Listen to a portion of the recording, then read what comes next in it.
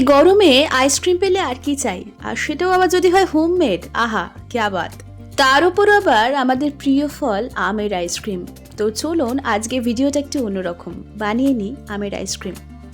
প্রথমেই যেটা লাগবে, প্রথমেই বলে রাখি, খুব সোজা দুটো তিনটে জিনিস দিয়ে কিন্তু এই আইসক্রিমটা আমরা বানিয়ে নেব।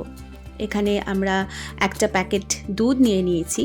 সেই দুধটাকে ভালো করে ছেঁকে নিয়ে সেটাকে ভালো করে জাল দিয়ে নেব, ভালো করে ফুটিয়ে নেব। শুধুমাত্র ফোটালে হবে না, বেশ অনেকক্ষণ ধরে নাড়াচাড়া করে কিন্তু দুধটাকে একটু আমরা গাঢ় করে নেব। তারপর করব কি, ওই 1 থেকে 1.5 হাতা মতো একটু দুধ আগেই একটা কাপেতে আমরা সরিয়ে রেখে দেবো। কী কাজে লাগবে সেটা বলছি এক্ষুনি। দুধটা ফুটতে দিলাম, তারপরে একটা কাস্টার্ড পাউডার, ভ্যানিলা ফ্লেভার বা যেরকম ফ্লেভার আপনারা চাই নিতে পারেন। তো এই ভ্যানিলা ফ্লেভার কাস্টার্ডটা নিয়ে ওই যে সরিয়ে রেখেছিলাম দুধটা, সেই দুধটার মধ্যে আমরা মেশাবো। এইদিকে কিন্তু দুধের দিকে খেয়াল রাখতে হবে, কারণ ফোটাতে ফোটাতে দুধ আবার উতলে না যায়। কারণ বাঙালিদের নিয়ম, সামনে দাঁড়িয়ে থাকলে দুধ পড়বে না, যেই 1 সেকেন্ডের জন্য ফিরবেন অমনি দুধ পড়ে চড়ে একাকার কাণ্ড। এরকম আমার কতবারই হয়েছে। যাই হোক, দুধটাকে এখানে আমি ভালো করে ফুটিয়ে নিচ্ছি। ফোটাতে ফোটাতে কি করব সেটা অবশ্যই একটু একটু স্টেপ বাই স্টেপ আপনাদেরকে দেখাবো। যেমনটা বললাম, খুব সামান্য 1টা 2টো কি হার্ডলি 3টে জিনিস দিয়ে কিন্তু এই আমরা আইসক্রিমটা বানিয়ে নেব। আর খুব সহজ উপায় বানাবো, আপনাদের একদম ইন ডিটেলসে দেখিয়ে দিচ্ছি। যেটা করব সেটা হচ্ছে, এই দুধের মধ্যে কিন্তু বেশ খানিকটা আমরা চিনি মিশিয়ে নেব। সেটা টেস্ট ওয়াইজ, যেরকম আপনারা মিষ্টি খেতে পছন্দ করেন আইসক্রিমে, সেরকম অনুযায়ী চিনি দিতে পারেন। ম্যাঙ্গো আইসক্রিম যেহেতু বানাচ্ছি, তাই অবশ্যই কি লাগবে, হ্যাঁ আম তো লাগবেই।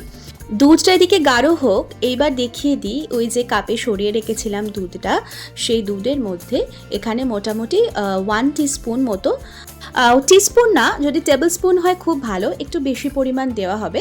তো টেবিল স্পুনের মোটামুটি 1 ভর্তি, এই যে আমি যে পরিমাণটা দিচ্ছি একটু দেখে নিন, সেই পরিমাণ কাস্টার্ড পাউডারটা এই দুধটার মধ্যে আমরা দিয়ে গুলিয়ে নেব। আর মনে রাখবেন অবশ্যই, এই যে কাপের যে দুধটা হবে সেটা যেন গরম না হয়।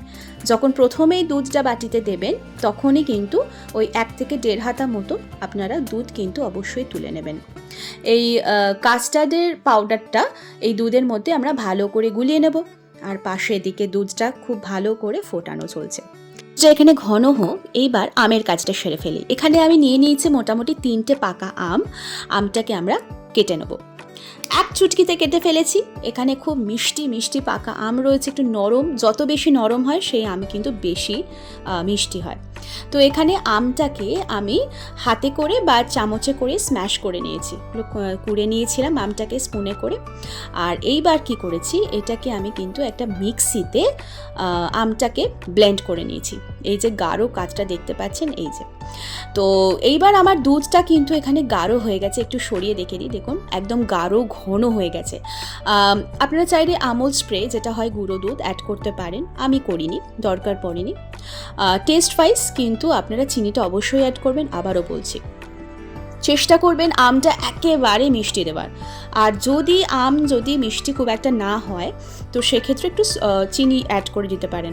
দুধটা যখন কুসুম কুসুম গরম থাকবে, সেই অবস্থায় কি করব, এবার আমরা ওই যে দুধটার মধ্যে আমরা কাস্টার্ড পাউডারটা অ্যাড করে নিয়েছিলাম, সেই মিক্সচারটা এবার আস্তে আস্তে দুধের মধ্যে দিয়ে দেবো।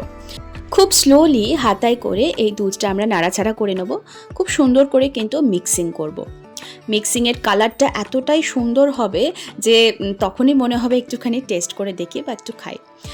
যাই হোক, আমি এখানে নিয়েছি কাস্টার্ড পাউডারের ভ্যানিলা ফ্লেভার। আপনারা যদি যেরকম ফ্লেভারের আইসক্রিম বানাতে চান সেরকম ইউজ করতে পারেন। এখন তো বাটারস্কচ, চকলেট, অনেক রকম ফ্লেভার্সেরই কিন্তু কাস্টার্ড পাউডার অ্যাভেলেবেল হয় মার্কেটে। আমি এখানে ভ্যানিলা কাস্টার্ড পাউডারই ইউজ করছি। মোস্ট ইম্পর্ট্যান্ট থিং, একটা কথা অবশ্যই আমাদের মাথায় রাখতে হবে, দুধটা যখন একেবারে ঠান্ডা হয়ে যাবে ফোটাতে ফোটাতে আর কাস্টার্ড পাউডারটা অ্যাড হয়ে যাওয়ার পর, সেই ঠান্ডা হওয়া দুধের মধ্যে কিন্তু পিউরি করা আমের যে কাজটা আমরা বার করে নিয়েছিলাম সেটা তখন আমরা অ্যাড করব।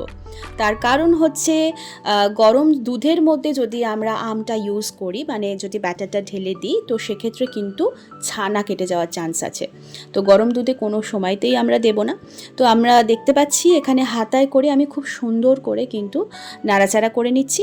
আর একটা ব্যাটার তৈরি হবে দুধের মধ্যে এই যে আমের পিউরিটা দিয়ে দিয়েছি সেটা। আমি আবারও বলছি, আম যদি একটু টক ভাব থাকে সেক্ষেত্রে আপনার চিনি ইউজ করে নিতে পারেন। আর চিনি ইউজ করার পরে তবেই কিন্তু সেই আমের কাজটা আমরা দুধের মধ্যে অ্যাড করব, না হলে কিন্তু দুধ কেটে যাবে কিংবা ছানা কেটে যাবে। দেখুন একটা দারুণ একটা স্মুথ ব্যাটার তৈরি হয়ে গেছে। এই অবস্থায় আরও বেশ খানিকক্ষণ নাড়াচাড়া করে ব্যাটারটাকে আরও বেশি স্মুথ করে নিতে হবে। এবার আপনাদের বাড়িতে যেরকম মোল্ড থাকবে, আমার যেমন একটা আমুলের বারের বক্স ছিল আইসক্রিমের, তো এই আইসক্রিম বারের বক্সের মধ্যে কিন্তু আমি এই ব্যাটারটা দেব, আস্তে আস্তে নাড়াচাড়া করে। এই যে স্মুথ অবস্থায় হবে, একদম ফিতের মতো পড়ছে, দেখতে পাচ্ছেন আমি হাতায় করে তুলে দেখাচ্ছি, সেই অবস্থায় কিন্তু আমি এই বক্সের মধ্যে ব্যাটারটা সম্পূর্ণটা ঢেলে দেবো। জেনারেলি মার্কেট থেকে যে সমস্ত আইসক্রিমগুলো আমরা কিনে আনি বা এই যে বার আইসক্রিমগুলো আনি, সেগুলো এমনি দাম তো অনেকটাই হয়, তাছাড়াও সেগুলো খুব একটা যে শরীরের জন্য ভালো সেটাও নয়। কিন্তু বাড়িতে যদি হোমমেড এরকম আইসক্রিম তৈরি করে নেওয়া যায় তাহলে তো ব্যাপারটা ঠিক মন্দ নয়। তো সম্পূর্ণ ব্যাটারটা আমার এই বক্সে ঢালা হয়ে গেছে।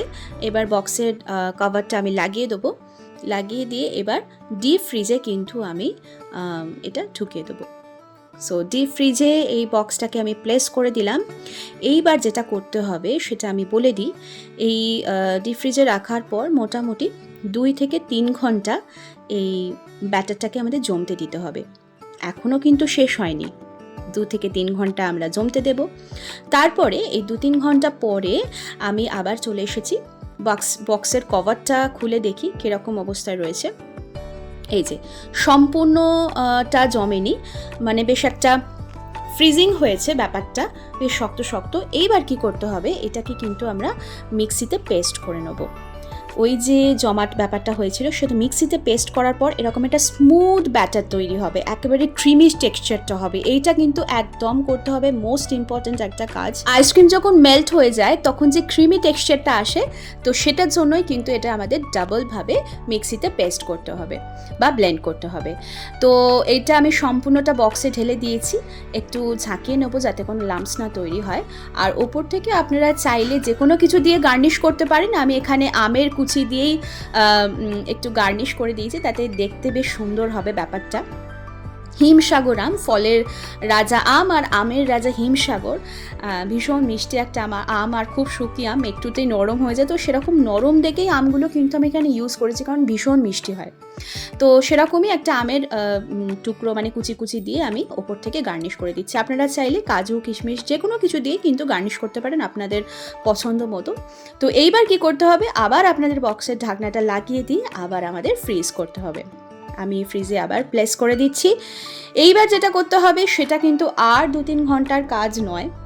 ভালো জিনিস খেতে গেলে তো একটু অপেক্ষা করতেই হবে, আর সেটা 8 থেকে 80 আমাদের সকলের যখন এত প্রিয় একটা জিনিস বা প্রিয় একটা খাবার। তো ডিপ ফ্রিজে রেখে দেওয়ার পর মোটামুটি 8 থেকে 10 ঘন্টা মতো আমাদের ওয়েট করতে হবে। আপনারা চাইলে অল ওভার নাইট এটাকে আপনারা রেখে দিতে পারেন।